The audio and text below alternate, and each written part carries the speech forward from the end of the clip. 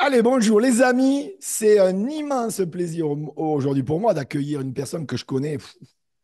Ça fait plus d'une décennie maintenant. Je l'ai vu naître dans le marketing de réseau, je le vois évoluer et avec quel brio, parce que cette personne a eu jusqu'à 6 000 personnes dans son réseau. Écoutez bien, il a fait des mois à 15 000 euros le mois. C'est vraiment une bonne personne. C'est vraiment quelqu'un que j'apprécie énormément et personnellement. J'ai le plaisir d'accueillir, les amis, Monsieur Jean-Laurent Gomez.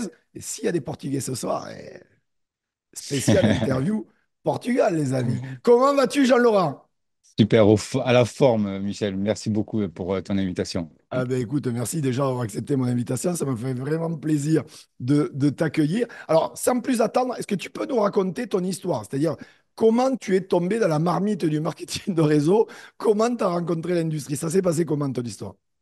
Je pense que c'est une histoire un peu ressemblant à beaucoup de personnes qui découvrent l'industrie. J'ai été invité dans une salle d'affaires, une présentation d'affaires un soir, par un ami qui m'a dit, si t'aimes toi les belles voitures et les business, je pense que il faut que tu découvres ce que j'ai découvert. Et effectivement, quand je suis arrivé dans une salle, j'ai découvert l'industrie du marketing de réseau dans sa généralité, mais surtout des personnalités et quelque chose, on va dire, que je ne côtoyais et connaissais pas du tout dans le système traditionnel, moi qui étais peintre en bâtiment. D'accord. Mm. Ouais. Donc après, ben, les choses sont faites tout doucement. Je vais dire que j'ai découvert beaucoup de valeurs qui me ressemblaient, j'ai eu la vision. Je me suis senti, même si la personne qui m'a invité n'était pas forcément pour ce qu'on nous proposait, mais moi, j'avais percuté dessus. J'avais compris qu'il y avait quelque chose à comprendre. Ouais. Et tu as eu Ouais. le déclic direct, je veux dire, ça y est, ça a été le coup de foudre. J'ai enfin trouvé quelque chose que je sens, qui me ressemble, tu vois?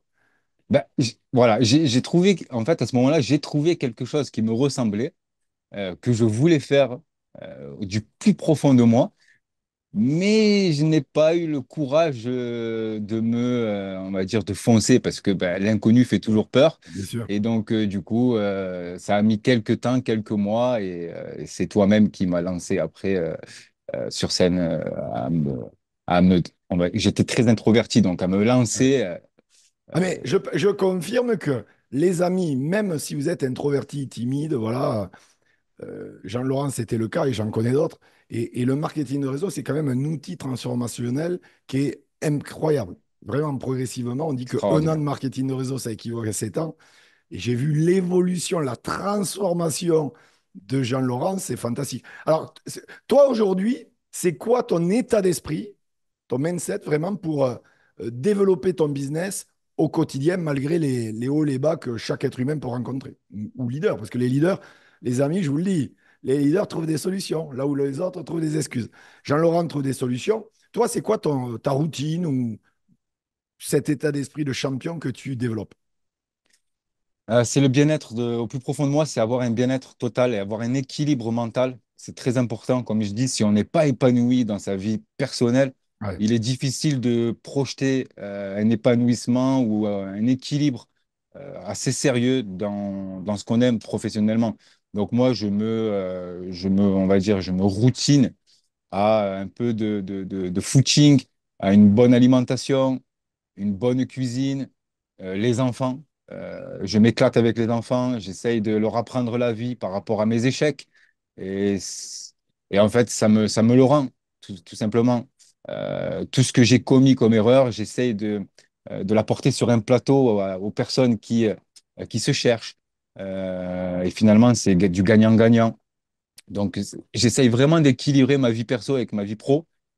Parce que ben, si on n'est pas bien dans sa vie personnelle, c'est vrai que malheureusement, c'est compliqué de pouvoir exceller ou de vouloir arriver à cette ligne d'arrivée qu'on s'est visionné pour sa carrière professionnelle. Donc, je dirais une hygiène de vie de ouais. base, du sport et se donner des objectifs. Parce que sans objectif, bah, nulle part, quoi. On est d'accord. D'ailleurs, j'aime même poser cette question à tous mes invités parce que les gens pensent qu'on a des résultats qu'on nous a déroulé le tapis rouge sous les pieds et où que c'était la chance. Ça, j'adore quand ils disent ça, c'est la chance. Non, la chance se provoque. Jean-Laurent l'a provoqué. Si tu aurais une anecdote, celle que tu veux, c'est toi qui choisis, euh, une anecdote de, voilà, tu as été déçu peut-être par une personne, tu as été déçu par quelqu'un t'a dit ouais, je vais rien lâcher, et puis une semaine après, il répondait plus. Enfin, ça, il y en a plein, hein. Ça, on a connu des centaines et milliers. Peut-être une anecdote que les gens voient, mais que toi, tu fais partie de ces 1% qui lâchent rien, là où 99%, eh bien, se seraient désintégrés en vol, et c'est la raison principale de pourquoi ils n'ont pas de succès. Et toi, tu n'as rien lâché, tu en es là parce que tu as rien lâché. Une anecdote pour que les gens se rendent compte que ben, toi aussi, voilà, on ne t'a pas déroulé un tapis rouge. Je pense que tu as piqué dans le mille. Anecdote, il y a tout simplement, on va dire, des montagnes russes émotionnelles qu'on connaît tous dans l'industrie, qu'on nous apprend à découvrir et à vivre. Et effectivement, je les ai vécues après m'être cherché dans cette industrie parce qu'on ne trouve pas son véhicule ou son entreprise ou son produit phare qui va nous permettre de pouvoir s'épanouir professionnellement. Et malheureusement, je me suis retrouvé dans une situation où j'étais pas à ma place, même si je prenais de l'argent. J'ai tout simplement switché d'entreprise, donc j'ai changé d'entreprise. Donc, premièrement, j'étais dans le service, donc dans une compagnie américaine. Deuxièmement, j'ai aimé la tendance crypto, tout ce qui était éducation financière, etc. La tendance, je dis bien. Et je me suis initié fortement, impliqué fortement, et c'était pas ma place. Et là, je pense que c'est à ça que je veux en venir. Euh, j'ai j'ai un cœur. Et quand on fait fonctionner son cœur dans le business, il est difficile de pouvoir euh, se trouver de suite. Et en fait, je me suis aperçu que j'avais fait investir des gens dans une compagnie qu'il ne fallait pas. Ok. Et là, et Oui, là, après, moi, c'est ce que je dis toujours. Il y a aussi le fait que on ne peut pas savoir qui sont les fondateurs, on ne peut pas savoir comment gère l'entreprise, parce qu'il y a plusieurs choses dans les erreurs, j'en vois tous les jours. C'est que déjà, on ne sait pas si vraiment le système est bon.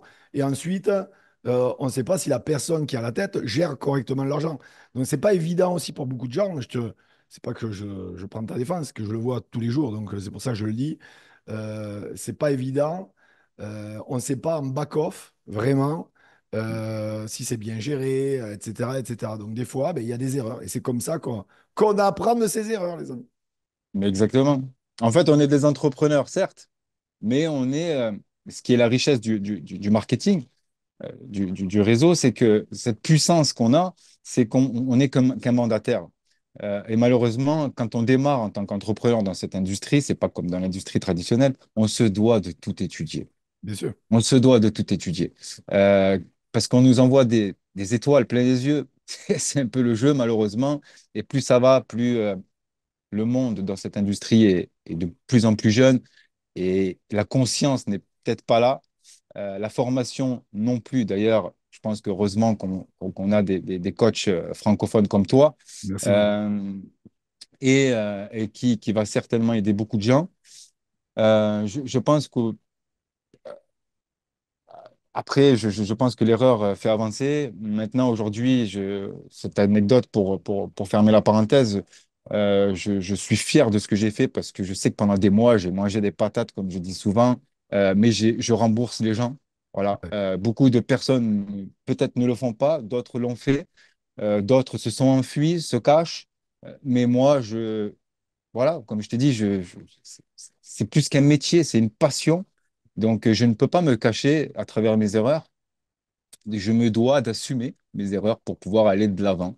Donc, voilà, je pense que c'est la pire des anecdotes que j'ai pu vivre, c'est de pouvoir. en tout cas, je tiens à te rendre hommage voilà, de faire ton mea culpa. Voilà, c'est les choses qui arrivent. Et comme tu dis, il y en a, ils font des erreurs, ils se cachent. Puis il y en a, ils prennent les choses en main, ils prennent leurs responsabilités, tu en fais partie. Et tu veux que je te dise quelque chose, Jean-Laurent? C'est ça, être un leader. C'est prendre ses responsabilités. Et tu es un leader, bravo. Les autres, c'est les imposteurs. c'est c'est des gens du côté obscur. Et c'est tellement facile de critiquer tout le monde. Et ensuite, quand ben, la faute est sur la personne, se cacher, comme ils font tous. Moi, je dis bravo à toi. Et dans les commentaires, vous pouvez le féliciter parce que c'est pas évident de dire des choses comme ça et surtout de faire ce qu'il a dit, ce qu'il nous a dit là, sur cette vidéo. Bravo à toi. Franchement, bravo à toi parce que j'en connais quelques-uns. Ah, sacré leader, certains. En tout cas, bon, passons. Mm. Vous voyez, les amis, il y a des hauts et il y a des bas dans l'entrepreneuriat. C'est pas un long fleuve tranquille. Je dis toujours, la vie est un cadeau, mais elle ne fera pas de cadeau. Et des fois, on fait des choix. Attention, Jean-Laurent, par exemple, là, l'histoire qu'il fait, il ne savait pas. Vous voyez, il y a plein de gens comme Jean-Laurent qui ne savaient pas. Mais il y en a, vous inquiétez pas, ils savent. Ils savent. Et Jean-Laurent ne savait pas. Et quand il s'en rend compte, il voit bien qu'il n'est pas aligné avec, avec ses valeurs, etc. Boum, il en part. Mais ce que je veux dire, c'est qu'il y a d'autres personnes, c'est pas le cas. Et toi, Jean-Laurent, tu fais partie des bonnes personnes. Et c'est pour ça que tu es sur ma chaîne aujourd'hui. Et ça me fait plaisir d'entendre ce discours. Il y a plein de gens qui vont adorer cette interview parce qu'ils vont comprendre ce qui s'est passé, tu vois. Bon, c'est comme ça. En tout cas, les amis, l'entrepreneuriat est fait de haut et de bas. On ne lâche rien et on apprend. Et pour devenir tout le temps une meilleure version de soi-même, tout simplement. Alors, justement, c'est du développement personnel. J'aimerais savoir, toi, est-ce que tu es plus livre, audio, vidéo, biopic, tu vois, des films sur la réussite des gens, voilà un peu de tout? Est-ce que tu as un top 3 à nous partager de bouquins ou d'audio ou enfin, tu vois, qui te parlent, que les gens puissent aller sur Amazon ou une autre plateforme la acheter pour s'enrichir? Oui, effectivement, je peux citer trois personnes, mais trois personnes qui m'aident à me développer, à devenir cette fameuse version améliorée de moi. D'une, dans le sport, qui m'aide aussi dans le professionnel. Je me suis beaucoup inspiré de grands champions, et donc je suis très audiovisuel. Je bouquine un peu, mais je suis pas assez entraîné, donc je m'endors assez facilement. On est deux, je te Mais rassure, c'est pour ça que moi, quand je le fais, c'est le matin. Voilà, une petite astuce pour les gens. ouais, donc je dirais pour les fans de sport, Mike Tyson, je suis un grand fan. Incroyable. Euh, Et à mes yeux, Incroyable. plus grand boxeur, en tout cas poids lourd de tous les temps.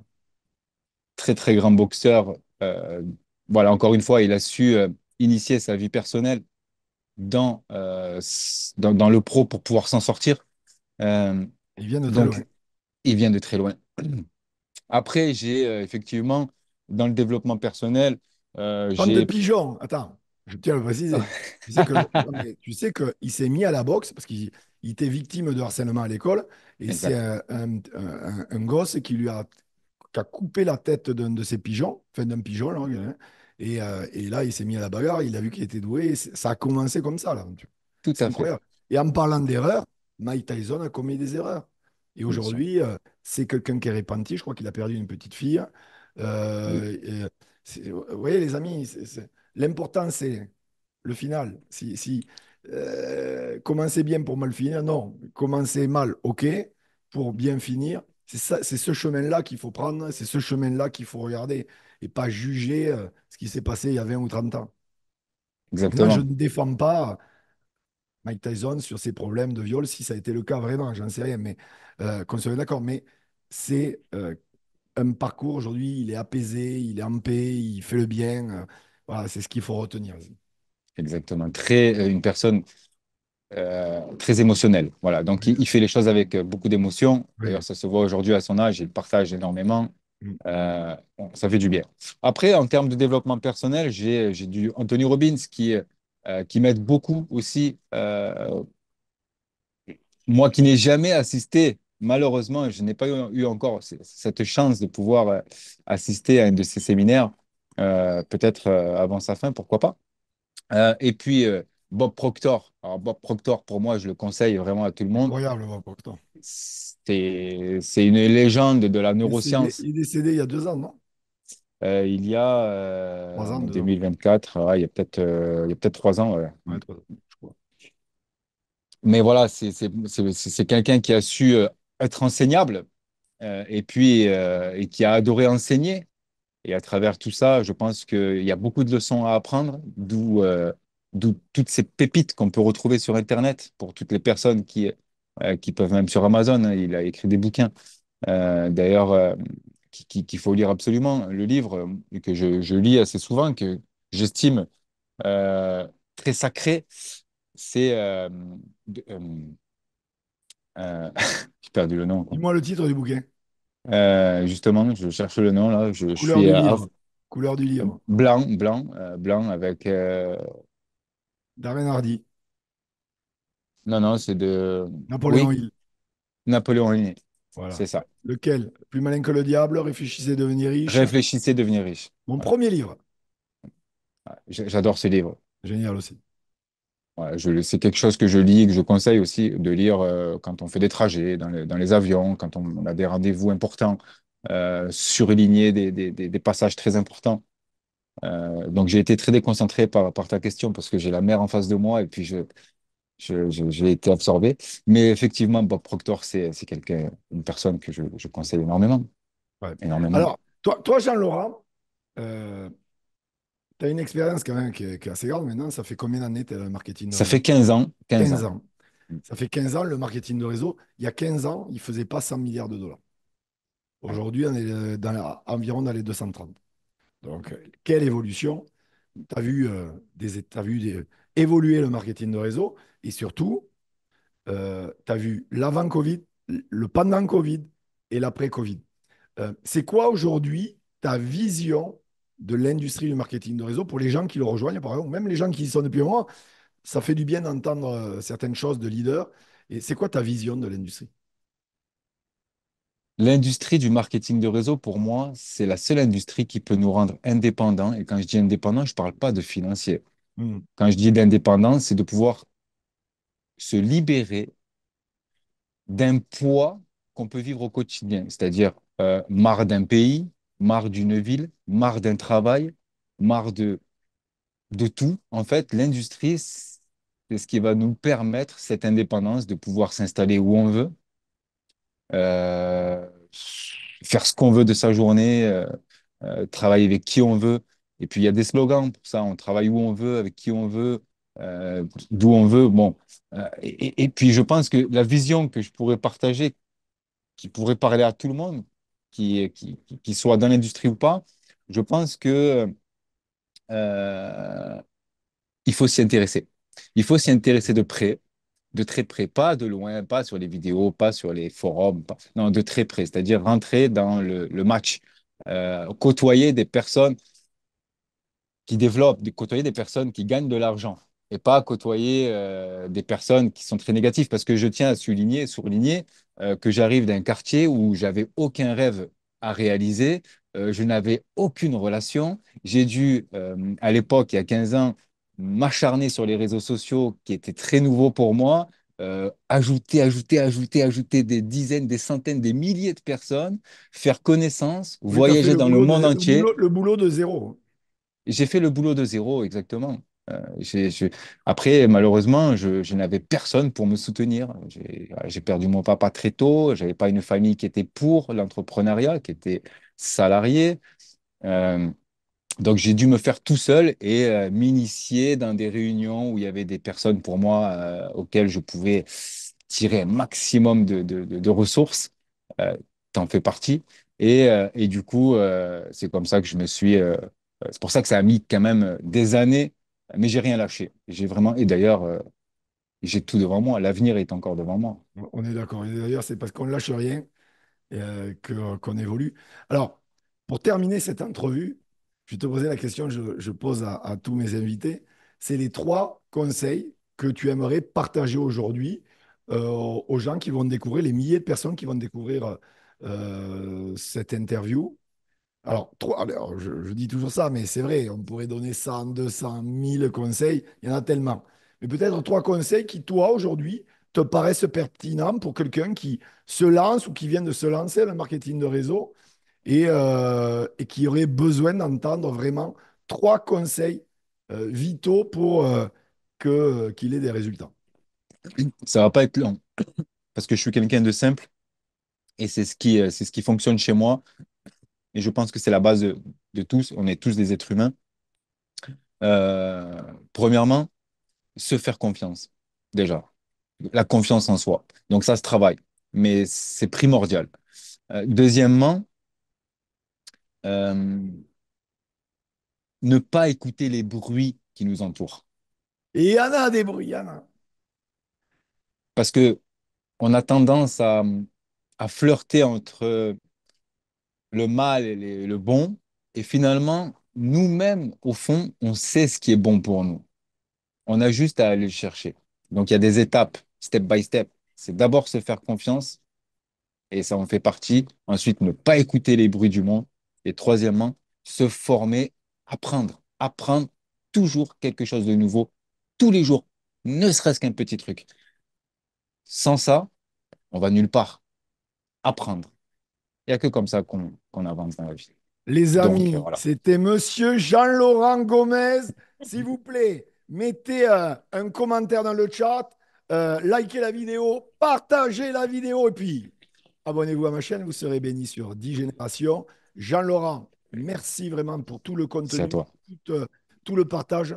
C'était vraiment... Et surtout, réécoutez les amis ces conseils. Et s'il vous plaît, appliquez-les. Jean-Laurent, merci à toi. À très Merci bientôt à les toi. amis.